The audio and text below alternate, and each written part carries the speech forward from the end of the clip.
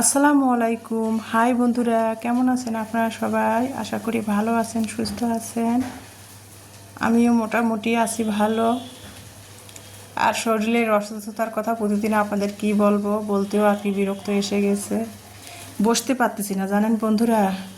অনেক কষ্ট করে আর কি আমি একটা উঁচু মোড়ার মধ্যে বসে রান্নাঘরের এক কোণায় আর কি ফ্যান বন্ধ করে রান্নাঘরের এক কোণায় ভিডিও এডিট করা হয়েছিল, সেটার ভয়েস দিচ্ছিলাম। তো যেটা বলতেছিলাম এই যে আর মশা, প্রচুর মশা এখন আর কি, বৃষ্টি বাদল হচ্ছে না তো মশা খুব। আর এই সময়টা এই ঋতুটাতে প্রচুর মশা হয়। দেখবেন যে রাস্তা দিয়ে মানে মাগরিবের সময় আর কি, আসরের ওয়াক্তের পর মাগরিবের সময় রাস্তা দিয়ে হাঁটবেন, দেখবেন যে মশা পোকা চোখের মধ্যে পড়ে, এই বিশেষ করে এই যে চৈত্র বৈশাখ মাসে। আর মশার এত এত বেশি উপদ্রব উৎপাত বেড়ে গেছে যে কল্পনার বাইরে। কয়েল দিয়ে জ্বালালে, গুড নাইট দিলেও তারপরেও মশার থেকে রক্ষা নেই, প্রচুর মশা।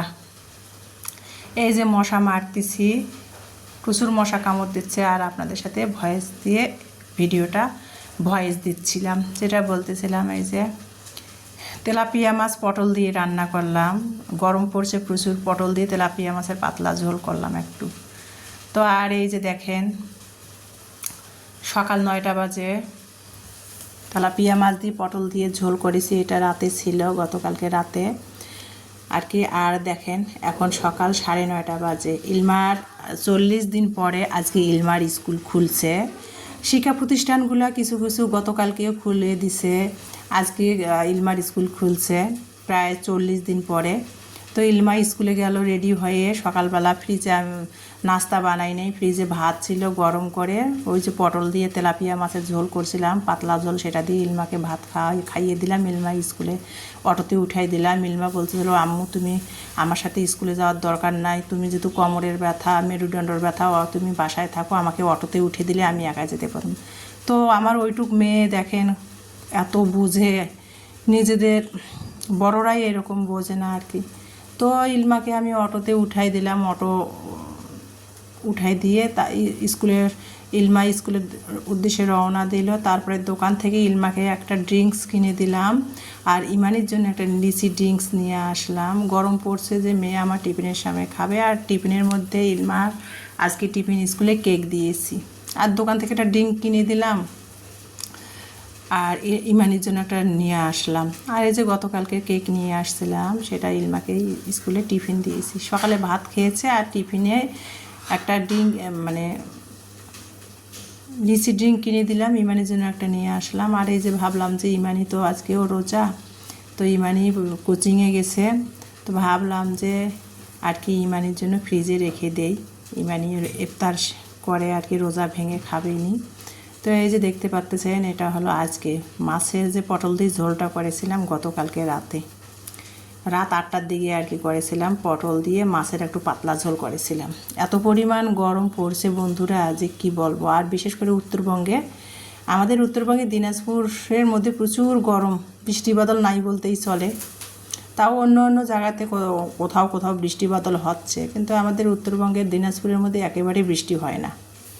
আর এত পরিমাণ ধুলা আর রোদ আর গরম, মানে বলে বোঝাতে পারবো না, যারা দিনাজপুরে থাকে তারাই জানে একমাত্র। তো যেটা বলতেছিলাম এই যে বলতে না বলতেই দেখেন আর কি, এই যে আকাশটা এখন বাজে 11:30, আকাশটা মেঘ ধরে আছে সকাল থেকে। যদিও ইলমাকে স্কুলে দিয়ে আসলাম, বাসার অন্য অন্য কাজগুলো, শরীর ভালো না তারপরেও মানে আস্তে আস্তে করে বাসার অন্য অন্য কাজগুলো করতেছি, একটা হেল্পিং হ্যান্ড খুঁজতেছি কিন্তু পাচ্ছি না আর কি।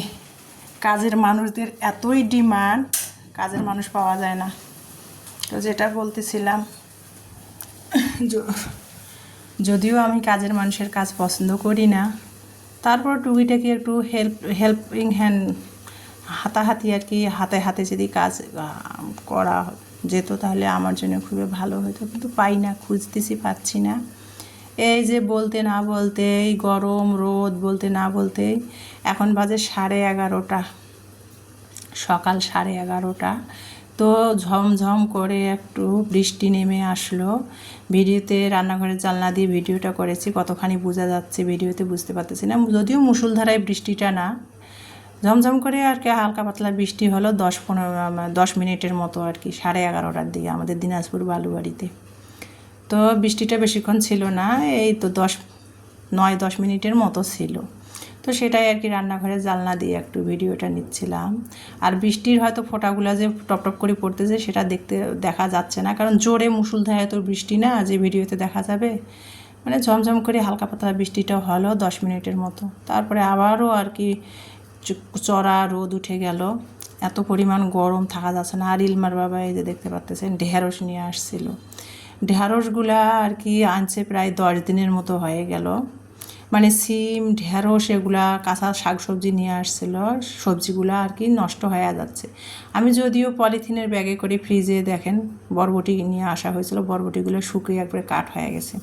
তো ফ্রিজ থেকে সেগুলোই বের করতেছিলাম আর চেক করতেছিলাম। যদিও আমি পলিথিনের ব্যাগে করে শাকসবজি ফ্রিজে রাখি না, পলিথিনের ব্যাগে শাকসবজি রাখলে হয় কি ঘেমে আরও পচে যায়। আমি যে কাপড়ের যে শপিং ব্যাগগুলো আছে না, এখন যে শপিং করতে গেলে কাপড়ের যে নেটের শপিং ব্যাগগুলো, সেগুলোর মধ্যে কিন্তু আমি শাকসবজি ফ্রিজে রেখে দিই সংরক্ষণ করে। তারপরে কিন্তু গরম যে পরিমাণ, চৈত্র মাসের গরম যে পরিমাণ পড়ছে, শাকসবজিগুলো নষ্ট হয়ে যাচ্ছে। আর 10 দিন হয়ে গেছে, আর কত থাকবে বলেন। তো সেটাই ফ্রিজ থেকে বের করে দেখতেছিলাম যে ঢেঁড়সগুলো দেখি খাওয়া যাবে কি না, সেটাই আর কি ব্যাগ থেকে ফ্রিজ থেকে বের করে ঢালতেছিলাম আর আপনাদের সাথে শেয়ার করতেছিলাম। আর এই যে পটল, যে গতকালকে রাতে 8টার দিকে পটল দিয়ে যে মাছের ঝোল রান্না করেছিলাম, সেটা তো আপনাদের একটু আগে শেয়ার করে দিলাম ভিডিওতে। আর এই যে দেখতে পাচ্তেছেন পটলের খোসাটা রয়ে গিয়েছিল, আর এখন তো পটল কেবল নামতেছে আর কি, পটলগুলো কচি। তো ভাবলাম যে পটলগুলো কচি, পটলের খোসাগুলো নিব।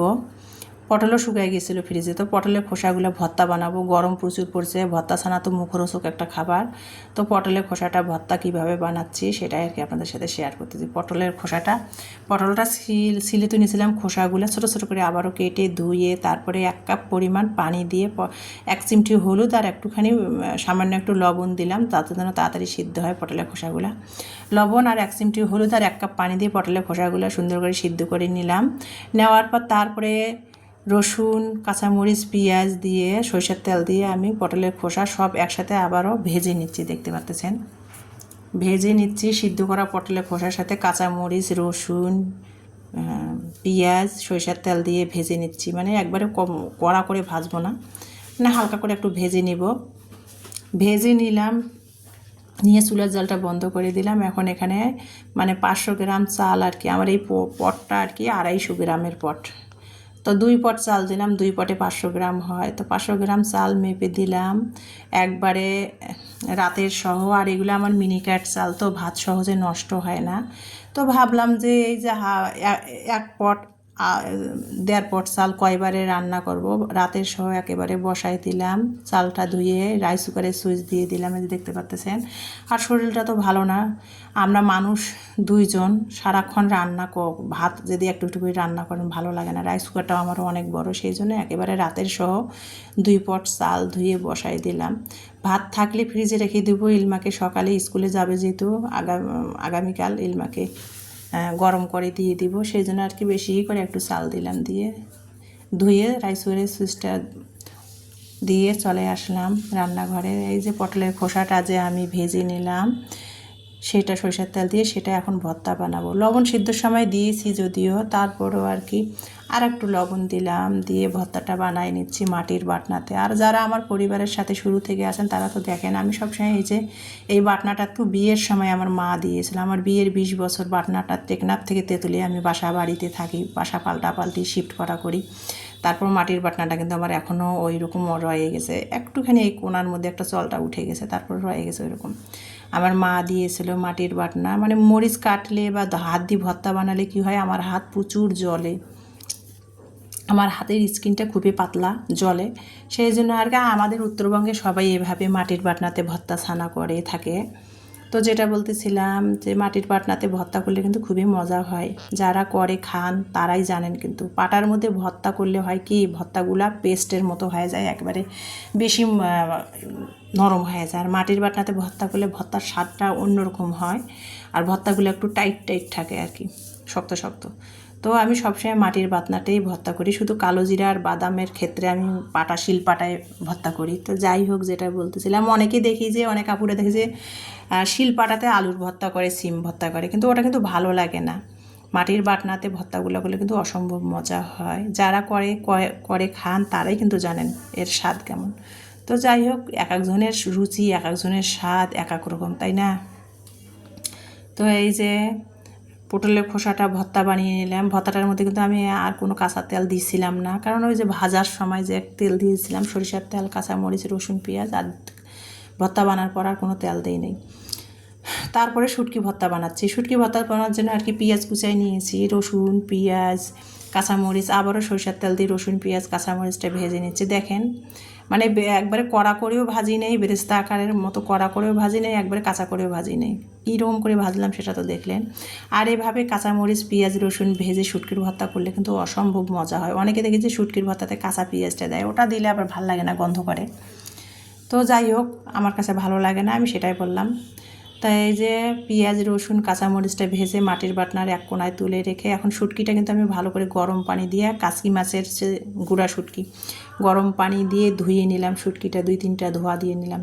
একটু প্রথমে 2-3 মিনিট গরম পানিতে ভিজা রাখছিলাম, তারপরে ধুয়ে নিয়ে পেঁয়াজ, রসুন, কাঁচামরিচ ভেজে নিলাম। ওই ফ্রাই প্যানের মধ্যে একটু তেল তেল হয়ে আসলে ফ্রাই প্যানটা, শুটকিটা দিয়ে সামান্য আর কি 2 টেবিল চামচ পরিমাণ পানি দিয়ে শুটকিটা সিদ্ধ করে নিলাম, 1 চিমটি হলুদ দিয়ে। মানে হলুদ না দিলে ভর্তাটা না দেখতে কেমন জানি একটা দেখা যাবে, শুটকির ভর্তা তার মধ্যে কালো কালো লাগবে, দেখতে কেমন জানি একটা লাগবে। এই জন্য কালারের জন্য বা সৌন্দর্য দেখার জন্য একটু হলুদ দিলাম 1 চিমটি দিয়ে, পরিমাণ মতো 2 টেবিল চামচ পরিমাণ মতো, যেহেতু শুটকিটা ছোটো, 2 টেবিল চামচ পরিমাণ মতো পানি দিয়ে শুটকিটা সিদ্ধ করে নিলাম। নিয়ে ওই যে হালকা করে একটু তেল দিয়ে মানে ভাজা ভাজা করে নিলাম শুটকিটা।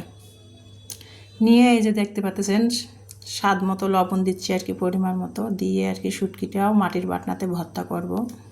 ওই যে বললাম, আমি সব ভর্তায় মাটির বাটনাতে করি, খালি বাদাম ভর্তা, তিল ভর্তা এগুলো খালি আমি শিলপাটায় করি। তো মাটির বাটনাতে এটাও আর কি ভর্তাটা বানিয়ে নিলাম। নিয়ে এই যে শুটকির ভর্তাটা তুলে নিচ্ছি। আর দেখেন, শুটকির ভর্তা, আলু ভর্তা, সিম ভর্তা, এই ধরনের ভর্তাগুলো মাটির পাটনাতে করবেন। ভর্তাগুলো কিন্তু খুবই টাইট টাইট হয়, মানে ভালো লাগে খেতে। পাটার মধ্যে করলে তো ভর্তা একবারে মশলা বাটার মতো নরম হয়ে যায়। তো এই যে ভর্তাগুলো করে নিলাম, আর এখন করে রেখে দিয়েছিলাম, সেটা আর আপনাদের সাথে শেয়ার করা হয়নি। এখন বিকেল, ইমানির জন্য একটু নাস্তা আইটেম করলাম, বেগুনি বানালাম, ট্যাং দিয়ে, সয়া চিজ, তোকমা দিয়ে শরবত বানিয়েছি, কলা,